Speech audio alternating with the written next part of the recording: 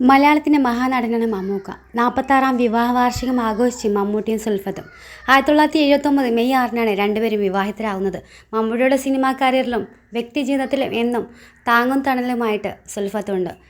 സുലു എന്നാണ് മമ്മൂട്ടി സുൽഫത്തിനെ സ്നേഹത്തോടെ വിളിക്കുന്നത്. ഇരുവരും നല്ല സുഹൃത്തുക്കൾ കൂടിയാണ്. സുറുമിയും ദുൽഖർ സൽമാനുമാണ് മമ്മൂട്ടിയുടെ സുൽഫത്തിൻ്റെയും മക്കൾ. സിനിമയിൽ സജീവമാകുന്നതിന് മുമ്പാണ് മമ്മൂട്ടിയുടെ വിവാഹം നടക്കുന്നത്. അന്ന് അഭിഭാഷകനായി ജോലി ചെയ്യുകയായിരുന്നു മമ്മൂട്ടി.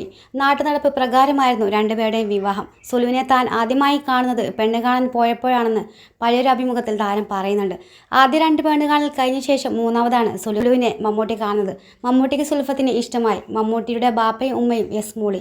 അങ്ങനെ സുൽഫത്ത് മമ്മൂട്ടിയുടെ ജീവിത സഖിയുമായി. അന്ന് സുൽഫത്ത് പ്രീ ഡിഗ്രി വിദ്യാർത്ഥിനിയായിരുന്നു. വിവാഹം കഴിഞ്ഞ് 7-ാം ദിവസമാണ് മമ്മൂട്ടി സിനിമയിൽ ഒരു പ്രധാന വേഷം ചെയ്യാൻ പോകുന്നത്.